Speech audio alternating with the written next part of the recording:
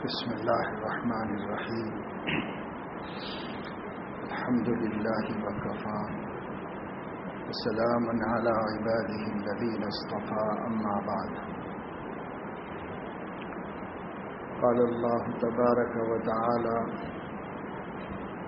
وإذا حييتم بتحية فحيوا بأحسن منها أو ردوها إن الله كان على كل شيء حسيبا.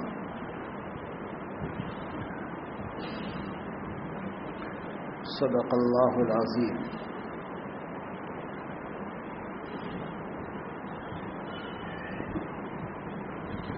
ہر قوم اور دین مذہب کے ماننے والوں نے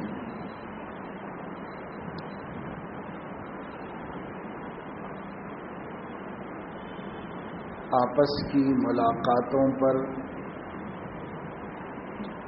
خوشگوار کلمات کہنے کا رواج موجود ہے.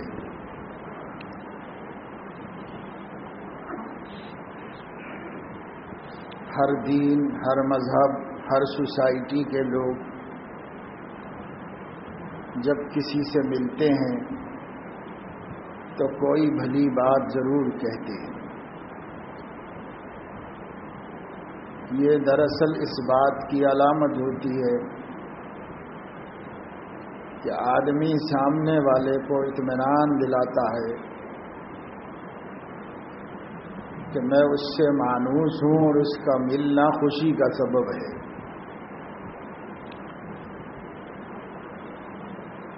اسلام سے پہلے بھی اس کا رواج تھا اور دنیا کی سبھی قومیں کچھ نہ کچھ کلمات اور الفاظ ان مواقع پر کہا کرتی تھی. مکہ کے مشرکین بھی آپسی ملاقاتوں پر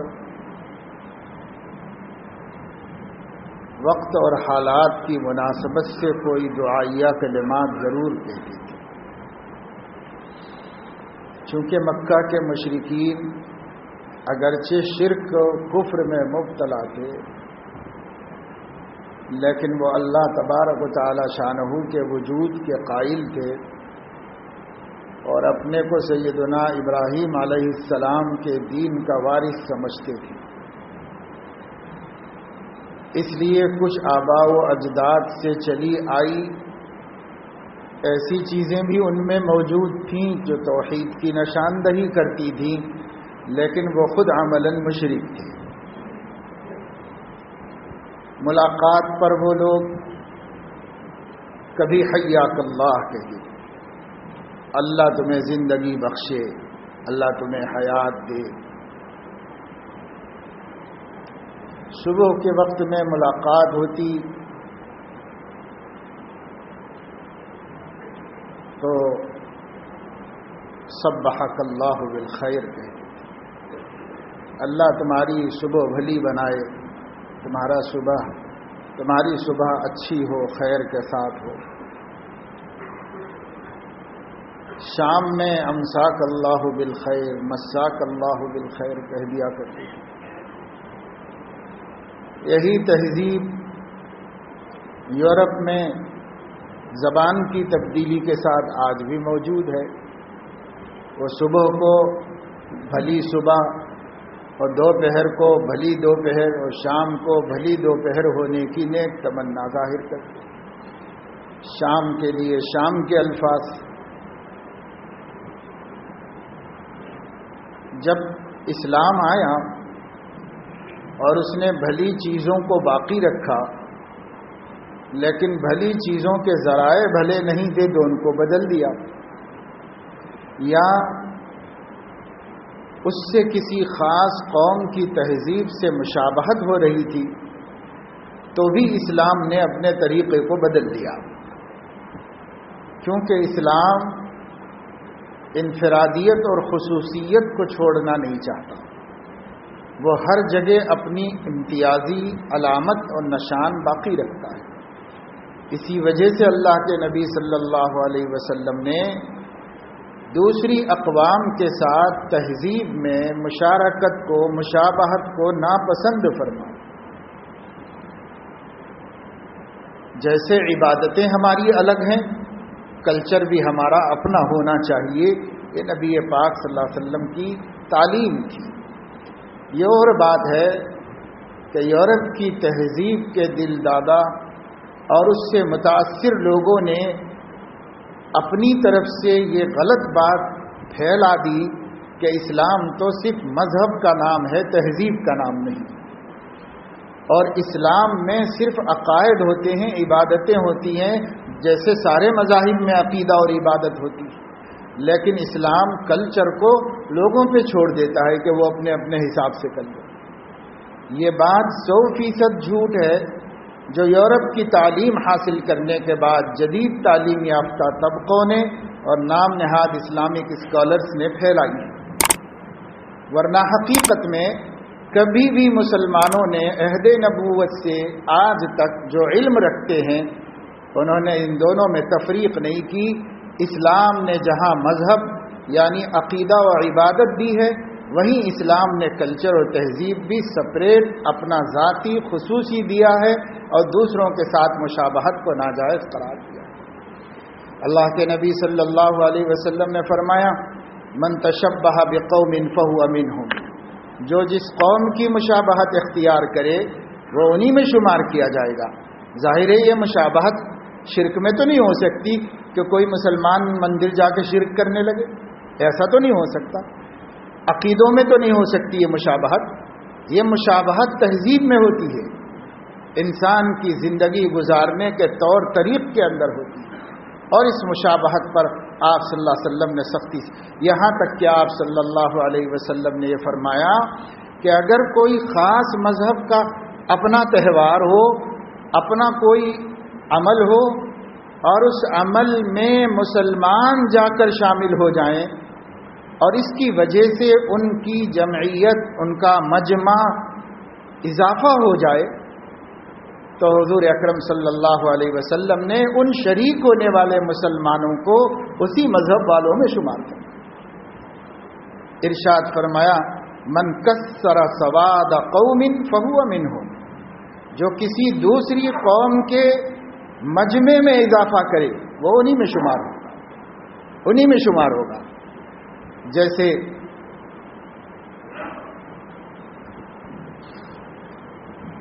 ہندوؤں کے، عیسائیوں کے بعض تہواروں میں مسلمان شریک ہونے لگے۔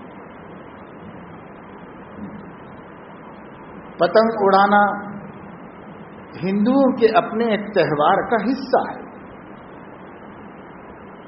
اور آتش بازی کرنا ان کے اپنے ایک تہوار کا حصہ ہے، جس کے پیچھے ان کے اپنے کچھ خیالات ہیں، کچھ تاریخ ہے، کس قدر صحیح کس قدر غلط اس سے ہمیں مطلب نہیں، لیکن بہرحال وہ یہ کہتے ہیں رنگ اور روشنی کا تہوار ہے، اور رنگ اور روشنی کے تہوار کرتے ہیں۔ اگر ان کے رنگ کے تہوار میں مسلمان شریک ہو جاتے، اگر روشنی کے تہوار میں مسلمان شریک ہو جاتے ہیں، اسی طریقے سے کرسمس کے موقع پر عیسائیوں کے تہوار میں مسلمان شریک ہو جاتے ہیں، اور وہ 50 تھے تو 60 بنا دیتے ہیں اس مجمع کو، تو نبی کا یہ ارشاد ان پر صادق آئے گا، من کسر سواد قوم فہو منہم، جو کسی قوم کے مجمع کو بڑھائے گا وہ اسی میں شمار۔ جیسے آج مسلمان لڑکے لڑکیاں کرسمس کے موقع پر عیسائیوں کی تہوار میں برابر کے شریک ہیں، اور جو جتنا پڑھا لکھا ہے اور جو جتنا دولت مند ہے وہ یہ کہتا ہے کہ اس میں کیا حرج ہے، اس میں کیا حرج ہے، اور نبی کہہ رہے ہیں کہ تمہیں انہی میں دھکیل دیا جائے گا، اسی طرف شمار کر لیا جائے گا تم کو۔ اور لوگ کہہ رہے ہیں کہ صاحب اس میں کیا حرج ہے، یہ تو سب مولویوں کی زبردستی ہے، اس میں کیا حرج ہے، اس میں کیا حرج ہے۔ بھائی مولوی اپنے گھر سے کیا لائے گا، جو کچھ نبی نے فرمایا ہے اسے پیش کرنا ہے، اسے بتانا ہے، اس سے زیادہ اس کا کوئی کام نہیں۔ علماء دین بناتے نہیں ہیں، دین بتاتے ہیں، بناتے نہیں ہیں، بنانا نبی کا کام، نبی نے بنا دیا دین، اب وہ بنانا ان کا کام نہیں ہے، وہ صرف اس کو اچھی طرح سمجھ کر عام مسلمانوں کو بتاتے ہیں، کیونکہ ان کے پاس علم زیادہ ہے، اس وجہ سے وہ بتانے کا حق رکھتے ہیں اور عام مسلمان اس کو ماننے کا حق رکھتے ہیں. بس اتنا ہی ہے. باقی بنانا کسی کا کام نہیں. وہ تو جب نبی پر وحی آ رہی تھی دین بن رہا تھا. جب وحی کا دروازہ بند ہو گیا دین بند ہو گیا مکمل. اب اس میں نہ ایک مسئلے کا اضافہ ہے نہ ایک مسئلے کی کمی. جو کچھ علماء بیان کرتے ہیں وہ صرف نبی کی بات کو سمجھاتے ہیں, اللہ کے دین کی تشریح کرتے ہیں, وضاحت کرتے ہیں, بس اور کچھ نہیں. تو نفس پرستوں نے یہود و نصارہ کی سازشوں سے ایسی بات چلا دی کہ صاحب آپ کو آپ کی تہذیب پر پابند نہیں کیا گیا. آپ مغرب میں ہیں یعنی یورپ میں ہیں تو یورپین کلچر پہ چلو, عرب میں ہیں تو عربین کلچر پہ چلو, آپ چائنا میں ہیں تو چائنا کا کلچر اختیار کرو, آپ جو ہیں جاپان میں ہیں تو جاپانی کلچر پہ رہو. آپ کو اسلام تہذیب کے معاملے میں کچھ نہیں کہہ رہا ہے, صرف عقیدہ اور عبادت دے رہا ہے. تو یہ اتنا باطل ناقابل قبول تصور ہے کتاب و سنت کی روشنی میں کہ شاید اس سے بڑا جھوٹ اسلام پر کسی نے نہ بانا. مگر جب یہ بات خوب پھیلائی گئی اور میڈیا نے اس کو خوب اہمیت دی, سچائی جو علماء بیان کرتے ہیں تو میڈیا اس کو قبول ہی نہیں کرتا, نہ پرنٹ میڈیا قبول کرتا ہے نہ الیکٹرانک میڈیا قبول کرتا ہے, سب ریجیکٹ کرتے ہیں. یہ کہہ دیتے ہیں کہ نہیں صاحب ہماری پالیسی ہے, ہماری پالیسی سے ہم خلاف کچھ نہیں لے سکتے. لیکن اگر کوئی اسلام کے خلاف غلط بات پیش کرے یا اسلام کی تشریح میں جھوٹی باتیں لائے تو میڈیا اپنی پالیسی کا پابند نہیں رہتا, ضرور اس کو اچھالتا ہے اور ضرور پھیلاتا ہے. کیوں؟ ان کی مین پالیسی تو یہی ہے کہ اسلام کو بدنام کیا جائے, اسلام کی جڑیں کاٹی جائیں, اسلام کو مضبوط رہنے نہ دیا جائے. یہ تو اصل پالیسی ان کی.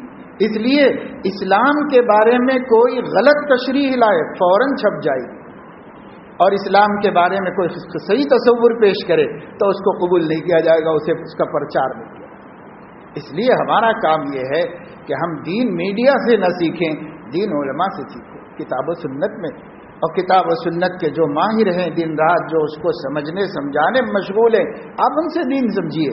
اگر آپ میڈیا سے سمجھیں گے, میڈیا تو قسم کھا کے بیٹھا ہے اسلام کی ایسی شکل پیش کی جائے گی ہر سمجھدار آدمی کو نفرت ہو جائے گی, ایسی شکل پیش کی جائے گی اسلام سے.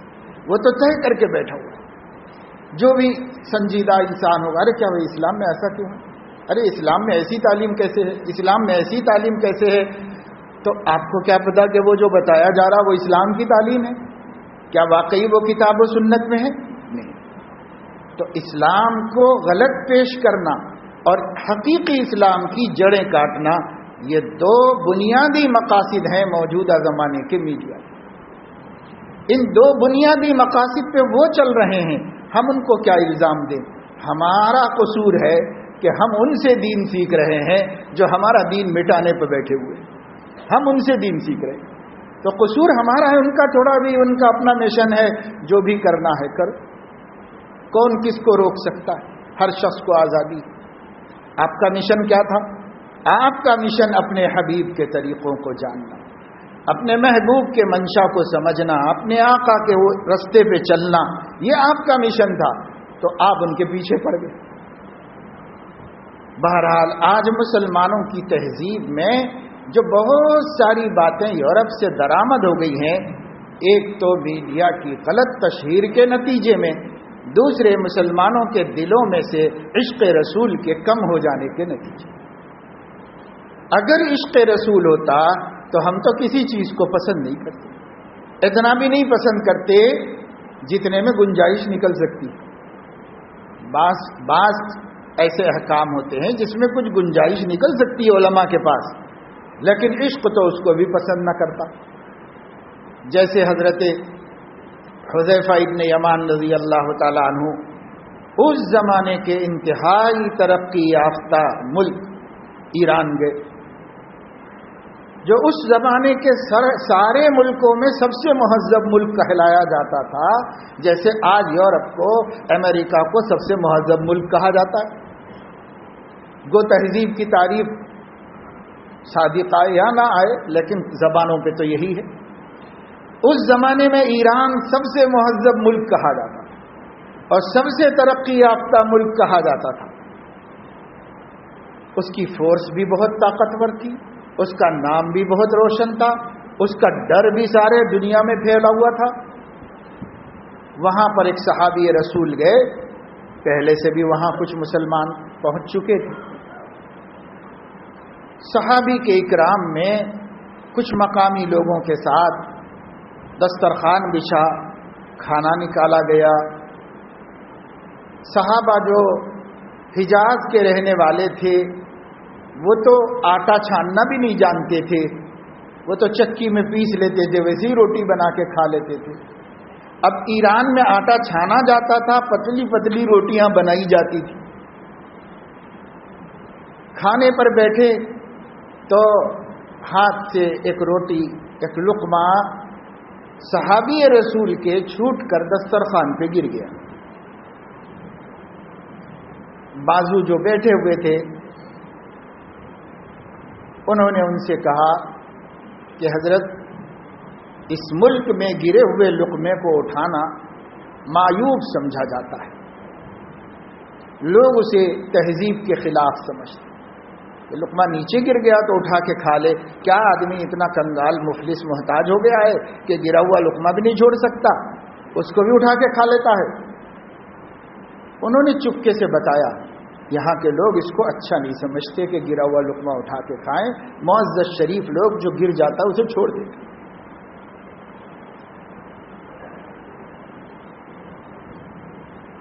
حذیفہ ابن یمان رضی اللہ تعالیٰ عنہ نبی کے صحابی تھے. ان کے اس چپکے سے دیے گئے مشورے کو رد کر دیا اور زور سے سب لوگوں کے سامنے جو مجمع بیٹھا ہوا تھا، ایران کے غیر مسلم بھی نبی کے صحابی کو دیکھنے جمع ہو گئی تھی. سب بیٹھے ہوئے تھے. سارے مجمع کو سنا کے فرمایا اَأَتْرُكُ سُنَّةَ حَبِيبِي لِهَٰؤُلَاءِ الْحُمَقَاءِ، ان بے وقوفوں کی خاطر میں اپنے محبوب کی سنت چھوڑ دوں؟ پھر اٹھا کے کھایا، سب کے سامنے اٹھا کے کھایا. یہ میرے نبی کی سنت ہے، لقمہ گر جائے تو اٹھا کے صاف کر کے کھاؤ. وہ اللہ کی روزی ہے، اس کی توہین مت کرو. یہ مجھے نبی نے سکھایا ہے. اور تمہارے ملک کے احمق اگر اس کو تہذیب نہیں سمجھتے تو میں نبی کی تہذیب چھوڑ دوں؟ میں نبی کی تہذیب نہیں چھوڑ سکتا، ان کی چھوڑ سکتا ہوں. حالانکہ اس وقت اگر حضرت حذیفہ ولی والا نہ کھاتے تو کوئی گناہ کی بات نہیں تھی. میں یہ بتا رہا ہوں عشق آتا ہے تو یہ مصلحتیں نہیں سمجھ میں آتی. میرا نبی اور میرے نبی کا طریقہ، آگے کچھ نہیں جانتا، آگے میں کچھ نہیں جانتا. یہ اس کا جذبہ ہوتا ہے. یہ محبت ایسا سکھاتی ہے اتباع کرنا. محبت ایسے نبی کے راستے پر، تمام صحابہ کو محبت اسی راستے پر رکھی. وہ کسی کی بھی پرواہ نہیں کرتی تھی. یہ ہوگا ساری دنیا کا طریقہ، مگر یہ میرے نبی کا طریقہ ہے، میں اس کو نہیں چھوڑ سکتا. اور یہ چھوٹ جائے کوئی حرج کی بات ہے. ایسے صحابہ غیرت آتی نبی پاک صلی اللہ علیہ وسلم کے. حضرت حکیم الامت رحمۃ اللہ علیہ فرماتے ہیں ایک دفعہ سفر میں کسی ضرورت سے ہوٹل میں کھانا کھانا پڑا. تو ایک جنٹل مین مسلمان تھے، انگریز سے متاثر. وہ زمانہ بہرحال بہت زیادہ اہمیت رکھتا تھا، اس زمانے میں نہیں ہے اس کی اہمیت، ختم ہو گئی اس لیے کہ عام ہو گیا کلچر انگریزوں کا. لیکن اس زمانے میں کچھ دولت مند لوگ اسے بڑے فخر سے انگریزی تہذیب پہ چلتے تھے، بڑے فخر کے ساتھ، اور یہ سمجھتے تھے کہ ہم بڑے لوگ ہیں. یہ ان کا تصور ہوتا تھا. تو سوٹ بوٹ میں تھے، وہ بھی کھا رہے تھے بازو کے ٹیبل پر، اور ان کے ہاتھ سے بوٹی چھوٹ گئی، چھٹ کے نیچے گری. تو حضرت فرماتے ہیں کہ انہوں نے اپنے بوٹ سے اسے زمین پر اس کو رگڑ دیا. فرمایا مجھے اتنی غیرت آئی، اللہ کی روزی کے ساتھ یہ معاملہ برداشت نہیں کر سکا. میں اٹھا اور اس بوٹی کو اٹھا کر دھو کے لایا اور ان کے سامنے بیٹھ کے کھایا. اللہ نے دیا ہے، اگر اللہ روک لے تو قطرے قطرے بوند بوند کے محتاج ہو جاؤ. ایک ایک دانے کو ترسو کہ کوئی دینے والا نہیں ہوگا اگر اللہ روک. اس لیے شرم آنی چاہیے مسلمان کو اپنے نبی کا طریقہ چھوڑنے سے. اپنے نبی کے طریقے میں عزت ہے، عقل مندی ہے، سمجھداری ہے، سب کچھ نبی کے طریقے میں ہے۔ کیا آج یورپ والے ہمارے نبی سے زیادہ سمجھدار ہو گئے ہیں؟ کیا ہم ماننے کے لیے تیار ہیں کہ ان کا کلچر نبی کے کلچر سے عمدہ ہو گیا ہے؟ وہی کہہ سکتا ہے جو نبی کو نہیں جانتا، وہی کہہ سکتا ہے جو نبی کی سیرت سے واقف نہیں ہے۔ وہ تو کہہ سکتا ہے، ممکن ہے کوئی مسلمان کہہ دے ایسے، کوئی مسلمان کہہ دے۔ ہم جب پڑھتے تھے تو چھٹی میں سفر کر کے ٹرین میں آ رہے تھے، اور بھی مسلمان تھے، ایک مسلمان صاحب بہت قابل پڑھے لکھ کے بیٹھے ہوئے تھے۔ ہم لوگ مدرسے کا اپنا یونیفارم تھا، ٹخنے سے اونچا پاجامہ، تو وہ آتے جاتے جو بھی تھے سب کو وہ دیکھ رہے تھے، ان سے برداشت نہیں ہوا۔ وہ ایک مرتبہ، حالانکہ وہ بڑے آدمی تھے، ہم بچے تھے، انہوں نے ایک مرتبہ پوچھ ہی لیا کہ یہ آپ لوگوں نے پاجامے اتنے اونچے اونچے کیوں پہن رکھے؟ اور ہم لوگ تو طالب علم تھے، ہم نے صاف سے کہہ دیا کہ ہمارے نبی کی سنت ہے، ٹخنا نہیں جھپانا چاہیے مردوں کو، یہ ہمارے نبی کی سنت ہے۔ تو کہنے لگے نہیں، وہ تو اصل میں اس لیے نبی نے کہا تھا کہ اس زمانے میں ابھی ترقیاں نہیں ہوئی تھی، مدینے میں کوڑا کرکٹ پڑا ہوا رہتا تھا، گلی کوچے گندے ہوتے تھے، نماز کے لیے کیچڑ اچھڑ جانے کا ڈر ہوتا تھا، اس لیے نبی نے اس کی احتیاط سکھائی تھی۔ اب تو سڑکیں صاف ستھری ہیں، میونسپل کارپوریشن ہے، فلاں ہے، یہ ہے وہ ہے، اور اب کیا ضرورت ہے بھئی اس کی؟ اب تو کوئی ضرورت نہیں۔ تو خیر بڑے آدمی کو ہم کیا جواب دیتے، لیکن بہرحال بعد میں جب ہم نے سیرت طیبہ کا مطالعہ کیا، جب ہماری تعلیم میں نبی کی سیرت پڑھنے کو ملی، تو اندازہ یہ ہوا کہ آج دنیا میونسپل کارپوریشن، بلدیہ وغیرہ، ماحولیات کے جتنے بھی ڈپارٹمنٹ قائم کی ہوئی ہیں، ان سب کی اصل اور اساس اور بنیاد پیارے آقا صلی اللہ علیہ وسلم کی تعلیمات میں موجود ہے۔ سب سے پہلے مدینے کو آپ نے یہ سارے محکمات دیے۔ آپ صلی اللہ علیہ وسلم نے مدینہ منورہ میں جب حکمرانی فرمائی، صحابہ سے صاف فرمایا کسی کے گھر کے سامنے کچرا نظر نہیں آنا چاہیے، نبی پاک صلی اللہ علیہ وسلم کی تعلیمات میں موجود ہے۔ آج تو جہاں کچرے دان رکھے ہوئے وہاں سے گزرنا مشکل ہے، ہوا چلتی ہے تو بستیوں میں گھروں میں رہنا مشکل ہے۔ اس تہذیب کی لوگ تعریف کر رہے ہیں، اور وہ نبی کے زمانے میں تو نبی پاک صلی اللہ علیہ وسلم کا آرڈر یہ تھا کسی گھر کے سامنے کچرا نظر نہ آئے۔ نبی پاک صلی اللہ علیہ وسلم کے دور میں ایک حکم کافی ہوتا تھا، ایک حکم، سب لوگ بلدیہ تھے، اس حکم کے بعد سب لوگ خود اپنی صفائی کر کے، کہیں نبی کو کوئی چیز نظر نہ آئے۔ بھائی نبی نے فرما دیا ہے گھر کے سامنے صفائی رہنی چاہیے، سب کے گھروں کے سامنے صفائی۔ کبھی کسی نے کچرا نہیں دیکھا مدینہ منورہ میں، ادھر ادھر اڑ رہا ہو، چیتڑے اڑ رہے ہوں اور گندگی پھیل رہی ہو، نبی کے زمانے میں کسی نے نہیں دیکھا۔ آج ماحولیات کی بات کہی جاتی ہے، نبی پاک صلی اللہ علیہ وسلم نے اس دور میں صحابہ کو پابند کیا تھا، لا یبولن احدکم فی الماء الدائم، تم میں سے کوئی ٹھہرے ہوئے پانی میں پیشاب نہ کرے۔ یہ ایک حکم تھا نبی کا اور اشارہ تھا، جہاں پانی کنٹوں میں ٹھہرتا ہے، یہ انسانوں اور جانوروں کے استعمال کا پانی ہے، اس پانی میں نہ کوئی کچرا ڈالے، نہ پیشاب کرے، نہ گندگی ڈالے، اس پانی کو صاف رکھنا انسانوں کی ذمہ داری ہے۔ جیسے نبی نے یہ آرڈر دے دیا، کہیں پانی دو سیر بھی کیوں نہ ہو، مسلمان اس کو نقصان نہیں پہنچاتے تھے، اس کی حفاظت کیا کرتے۔ آج ماحولیات کے نام پہ کتنے قانون بنے ہوئے ہیں، لیکن کیا پانیوں کی حفاظت کی جا رہی ہے؟ کروڑوں روپے خرچ ہو رہے ہیں، کتنے لوگوں کو تنخواہیں دی جا رہی ہیں، پھر بھی کیا بڑے بڑے تالاب جن سے پینے کا پانی سپلائی ہوتا ہے اس کا تحفظ ہو رہا ہے؟ اس کا تحفظ نہیں ہو رہا۔ لیکن نبی نے ایک آرڈر دیا تھا کہ کوئی ٹھہرے ہوئے پانی کو گندا نہ کرے، بس سارے مدینے اور اطراف کے سب کنویں، سب تالاب نہایت محفوظ ہیں۔ مسلمان اس کی حفاظت کو اپنا فرض سمجھتے۔ نبی پاک صلی اللہ علیہ وسلم نے فرمایا، جہاد میں بھی جاؤ اور دشمن سے بھی مقابلہ کرو تو تم کسی درخت کو کاٹنا نہیں اور کسی کھیتی کو آگ نہیں لگانا، چاہے وہ دشمن کچھ بھی کر رہا ہو، لیکن تم اس کی کھیتی نہیں جلانا، اور تم اس کے درخت نہیں کاٹنا۔ اللہ کے نبی صلی اللہ علیہ وسلم نے یہ حکم دیا حالت جہاد میں بھی، اور عام حالات میں یوں فرمایا اگر تمہیں پتہ چل جائے کہ قیامت قائم ہو رہی ہے اور تمہارے ہاتھ میں درخت ہے تو اس کو لگا ہی دو، اسے پھینکو مت۔ آج درخت اگانے کی مہموں کے لیے کتنا پیسہ خرچ کیا جا رہا ہے، لیکن اللہ کے نبی نے ایک ہدایت جاری فرمائی تھی اور لوگوں نے درختوں کو ضائع کرنا چھوڑ دیا۔ ہر جگہ درختوں کی حفاظت ہوتی رہی اور درخت اگانے کی ترغیب دی گئی۔ ارشاد فرمایا تم کھیتی کرتے ہو، تم باغ لگاتے ہو، تم کہیں درخت لگاتے ہو، اگر اس کے سائے میں کوئی بیٹھ جاتا ہے مسافر، یا اس کو ٹھنڈی ہوا مل جاتی ہے، یا تمہاری کھیتیوں سے پرندے چگ لیتے ہیں، یا تمہارے باغوں سے کوئی مسافر یا راستہ چلنے والا کھا لیتا ہے، تو تم کو صدقے کا اجر ملے گا، چاہے تمہاری نیت ہو چاہے نہ ہو، اللہ پاک اس پہ تمہیں صدقے کا ثواب دے گا۔ یہ کیا تھا؟ یہ ماحولیات ہی تو تھے۔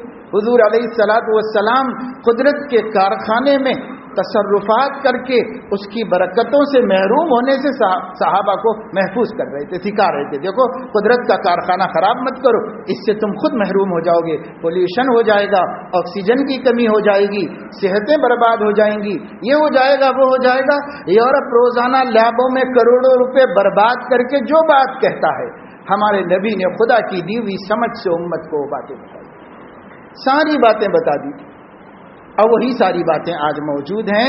نام نبی کا نہیں لیا جاتا، لیکن میٹیریل تو سب حدیثوں میں سے نکالا جا رہا ہے، سب حدیثوں میں سے میٹیریل نکال کے نبی کا نام لیے بغیر اپنی تحقیقات پیش کی جائے، اپنی تحقیقات۔ بہرحال مسلمان تو کم سے کم مانے، ہمیں دنیا سے کیا شکایت ہے؟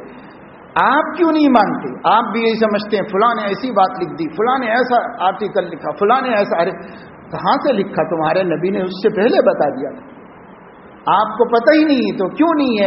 اس لیے نہیں کہ نبی سے محبت نہیں جیسی ہونی چاہیے، عشق رسول ہوتا تو نبی کو جانتے، ان کو پڑھتے، ان کے بارے میں معلومات حاصل کرتے، ان کی سماجی تعلیمات کو ایک دفعہ دیکھو، آپ کو ایک بات بھی نئی نہیں ملے گی یورپ کی تعلیمات میں۔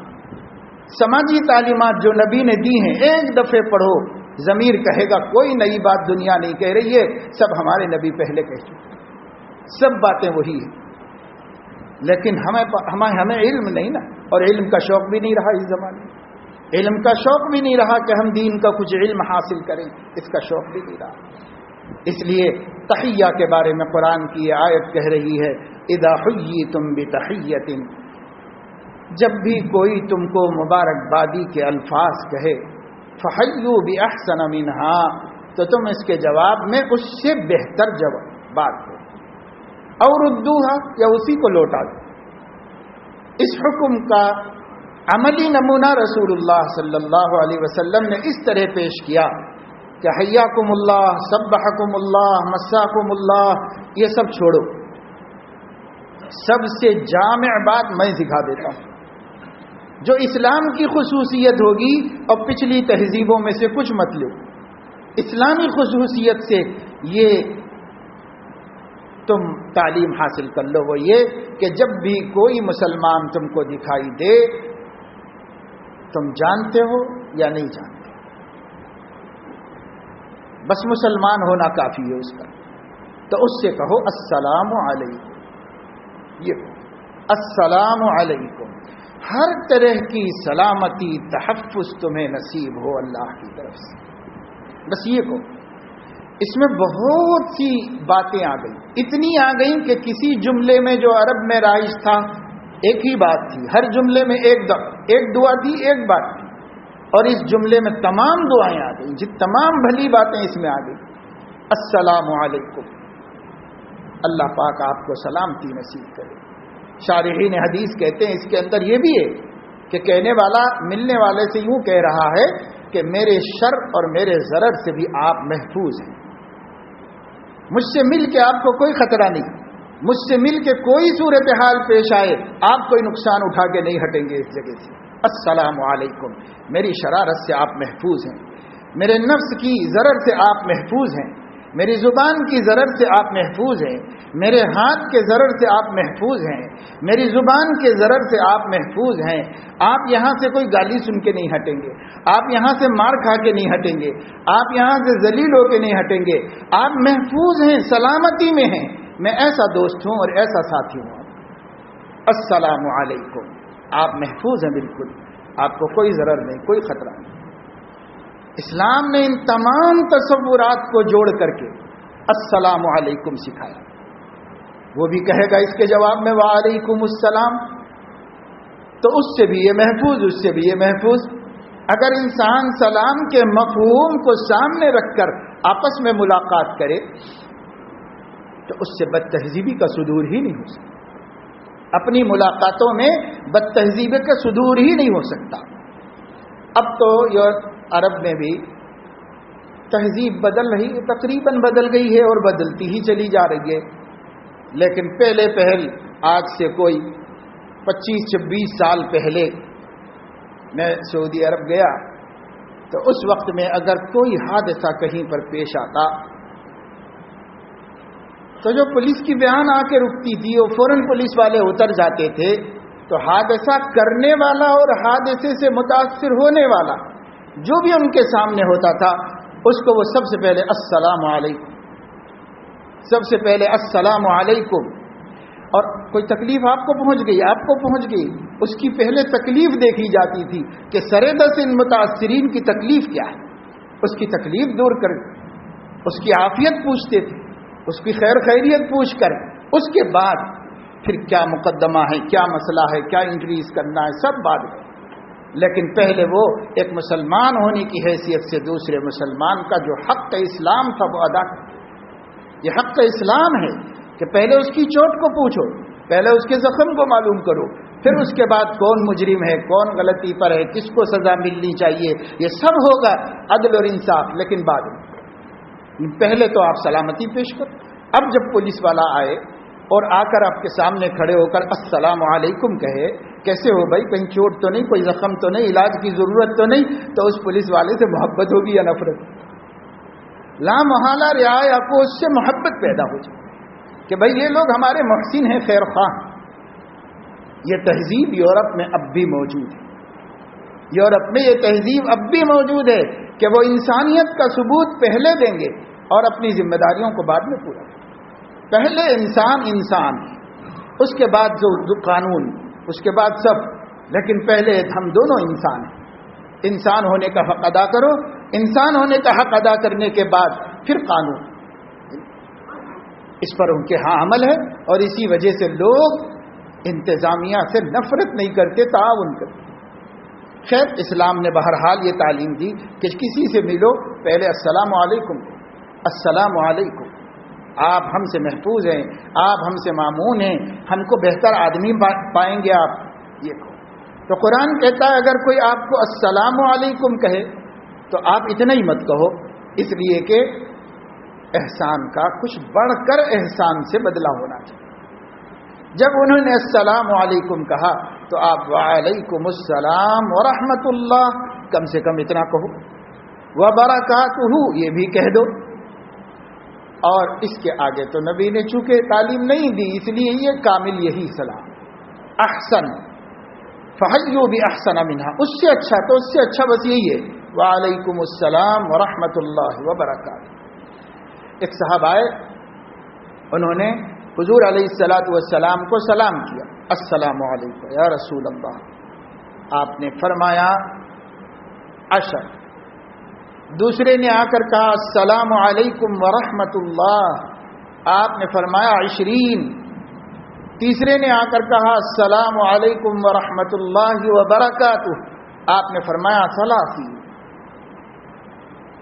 تو صحابہ نے پوچھا یہ کیا ہے؟ آپ نے فرمایا پہلے والے کو 10 نیکیاں ملی، دوسرے والے کو 20 ملی، تیسرے والے کو 30 ملی، کیونکہ سب سے عمدہ سلام اس نے کیا، اس لیے اس کو 30 نیکیاں ملی۔ کسی نے کہا ومغفرتہ، آپ نے فرمایا فقط لگا، یہ زائد کلمہ ہے، ہم نے یہیں پر اسٹاپ کر دیا، اس لیے کہ اگر نبی اس کے آگے بھی اچھی اچھی دعاؤں کو جاری رکھتے تو ظاہر ہے کہ یہ امت کے مشقت کا سبب ہوتا۔ کون اپنی مصروفیات، سلام کلام، راستہ چلتے آتے جاتے لمبے لمبے سلام کون کر سکتا؟ اس لیے وہ سنت متروک ہو جاتی. اس لیے نبی نے وہیں تک اسٹاپ کر دیا جہاں تک عمل امت کر سکتی. اس لیے وہ السلام علیکم ورحمۃ اللہ وبرکاتہ بس اعلیٰ درجے کا سلام، اس سے اعلیٰ کا تصور ہے، یہی سب سے اعلیٰ درجے کا سلام ہے. تو حضور علیہ الصلوۃ والسلام نے اس کی تعلیم دی، قرآن نے اس کا حکم نازل فرمایا، قرآن نے اللہ پاک نے نازل فرمایا. اب بتائیے یہ معمولی بات ہوتی تو آسمان سے کیوں حکم اتارا جاتا اس کے بارے میں؟ یہ غیر معمولی تعلیم ہے اسلام کی، جس کے لیے عرش سے رحمان نے قرآن میں ایک آیت اتار دی پوری. اذا حییتم بتحیۃ فحیوا باحسن منها او ردوها. اللہ تمہیں دیکھ رہا ہے اور اللہ حساب بھی لے گا. ہماری باتوں کو ڈسٹ بن میں مت ڈالو، ہماری باتوں کو پیٹ کے پیچھے مت ڈالو. یہ حاکم اعلیٰ کے احکام ہیں، اس کو سماج میں رواج دو. اور سب مسلمان ایک دوسرے کو السلام علیکم وعلیکم السلام کہتے رہا کریں.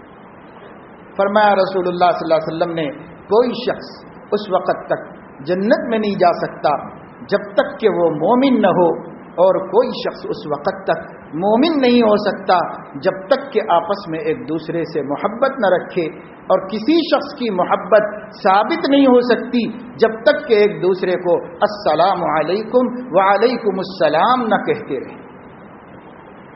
اس کا مطلب یہ ہوا کہ نبی یہ فرما رہے ہیں آپس میں سلام کو رواج دینا باہمی محبت کا سبب ہے، اور باہمی محبت ایمان مضبوط کرنے کا سبب ہے، اور ایمان کی پختگی جنت میں جانے کا وسیلہ ہے. اس لیے سلام پر ڈیپینڈ کر دیا لا کر کے کہ دیکھو یہاں سے چلے گا جنت میں جانے کا سلسلہ، سلام کرو ایک دوسرے سے. اور جنت میں بھی جائیں گے تو وہاں پر بھی اللہ تعالیٰ قرآن کریم میں ارشاد فرما رہے ہیں کہ وہاں پر کوئی بھی لغو بات نہیں سنے گا الا قیلا سلاما سلاما، بس ہر طرف السلام علیکم سنے گا، اور کچھ نہیں. اور قرآن کہتا ہے جنتیوں کا سلام اس طرح ہوگا سلام علیکم طبتم فادخلوها خالدین. فرشتے کہیں گے تم پر سلامتی ہو، بہت مبارک آنا آئے ہو، اب جنت میں ہمیشہ کے لیے آؤ، نکالا نہیں جائے گا. یہاں تم مکاندار ہو، کرایہ دار نہیں ہو، خالی نہیں کرایا جائے گا تم کو، یہاں اسی میں رہو گے تم ہمیشہ. فرشتے یہ کہہ کر بلائیں گے اور یہی سلام جنتیوں کا اندر ہوگا، اور وہ اللہ تعالیٰ کی تعریف کریں گے. آخری بات جو ہوگی اللہ تعالیٰ فرما رہے ہیں وہ ہوگی اللہ تعالیٰ کی تعریف اور اللہ تعالیٰ کی تحمید. دعواہم فیہا سبحانک اللہم وتحیتہم فیہا سلام وآخر دعواہم ان الحمد للہ رب العالمین. جنت میں مسلمانوں کا سلام علیکم ایک دوسرے کا تحیہ ہوگا، اور سبحانک اللہم سبحان اللہ ان کا وظیفہ ہوگا، اور آخری بات الحمدللہ رب العالمین. الحمدللہ رب العالمین، کیونکہ رب العالمین نے اتنی بڑی نعمت دی ہے اس لیے اس کی تعریف ہے. اس لیے میرے دوستو سلام کو رواج دیجئے، اس کو ایک دوسرے پر عام کیجئے، گھروں میں بھی سلام کیجئے. آج محبتیں نہ ہونے کے شکوے ہیں، بیویوں کو شوہر کے متوجہ نہ ہونے کی شکایت ہے، شوہروں کو بیویوں کی لاپرواہی اور بے التفاتی کی شکایتیں ہیں، بچے ماں باپ سے مانوس نہیں ہونے کی شکایتیں ہیں، بچوں کو ماں باپ سے دلچسپی نہ ہونے کی شکایتیں ہیں، بھائی بھائی سے جدا ہے، بہنیں بہنوں میں تفرقے ہیں، پڑوسی پڑوسی سے محبت نہیں رکھ رہا ہے. سب کا حل نبی فرما رہے ہیں وہ سلام ہے. سلام کو رواج دو ٹھیکریاں بھی خرچ نہیں ہوتی، سلام کرنے کے لیے زبان ہلانا پڑتا ہے. بس بیوی کو سلام کرو السلام علیکم، اس کو بھی پابند کرو کہ بھائی میں آ جاؤں بھول جاؤں تم سلام کرو السلام علیکم. ایک دوسرے کو سلام کرو. نبی ضمانت لے رہے محبتیں پیدا ہو رہی، محبتیں پیدا ہوگی بغیر خرچے کے. پنچایتوں میں جا کے بیٹھو، مقدمات میں جاؤ، شکایتیں کرو، عدالتوں میں پھرو، کیا ضرورت ہے؟ السلام علیکم السلام علیکم السلام علیکم کہو. محرم ہے اور بیوی ہے، ماں ہے، حقیقی بہن ہے تو مصافحہ بھی کرو.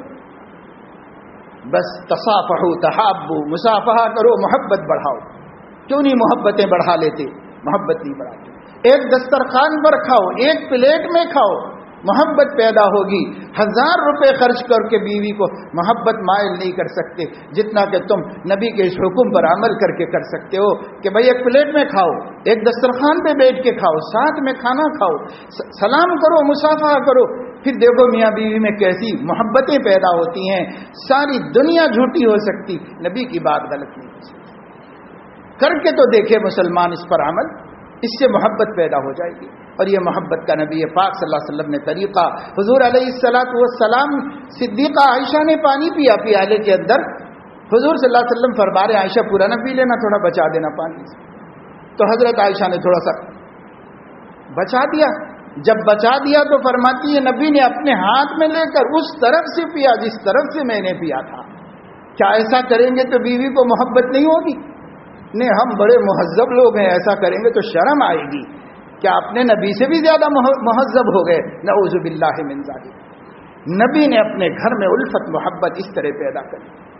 کروڑوں روپے نبی کے پاس آتے تو خیرات کرتے تھے، گھر کے لیے تو ایک کھجور بھی نہیں رکھتے تھے، لیکن گھر والوں کو محبت فری میں پیدا کی، فری میں محبت سکھا دی نبی پاک صلی اللہ علیہ وسلم نے۔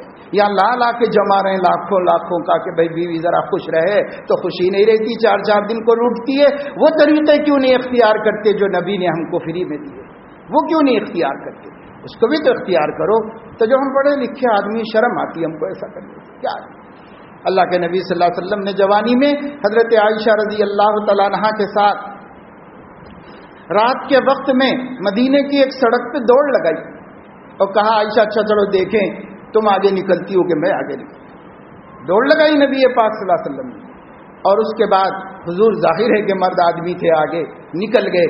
لیکن ایک دفعہ اور آپ صلی اللہ علیہ وسلم نے اس وقت دوڑ لگائی جب آپ کی عمر زیادہ ہو گئی تھی، جسم بھاری ہو گیا۔ حضرت عائشہ دبلی پتلی تھی، وہ آگے نکل گئی۔ تب نبی نے فرمایا تل کا بتل کا، چلو بھائی اس وقت کا اب بدلہ ہو گیا، دونوں برابر۔ یہ کس کے ساتھ کھیلا جا رہا ہے؟ آج تو باپ بچوں کے ساتھ بھی کھیلنے کا ٹائم نہیں نکال سکتا۔ یہاں ساری دنیا کا ہادی اور رہبر امام الانبیاء اپنی بیوی کی دلداری کے واسطے دوڑ لگا کے مقابلہ فرما۔ یہ سب نہ کر کے آج گھر ہمارے جہنم بن گئے ہیں۔ اگر ہم نبی کے اسوہ کو اختیار کریں تو ہمارے گھر بھی جنت بن جائیں گے۔ چاہے فقر و فاقہ ہو، 3 مہینے چولہا نہیں جلا، لیکن گھروں میں محبتیں تھیں، گھروں میں خلوص تھا۔ آج ہمارے پاس سب کچھ لا کے اجاڑ رہے ہیں، لیکن خلوص نام کی چیز نہیں، سکون نام کی چیز۔ اس لیے میرے دوستو، کامیابی تو اپنے آقا کے اسوہ حسنہ پر چلنے میں ہے، اور عشق پیدا کرو نبی کا، اور نبی کے طریقے کو اپنے لیے ہر طریقے سے بہتر بناؤ۔ اللہ پاک مجھے آپ کو سب کو توفیق عمل نصیب فرمائے۔ وآخر دعوانا الحمدللہ۔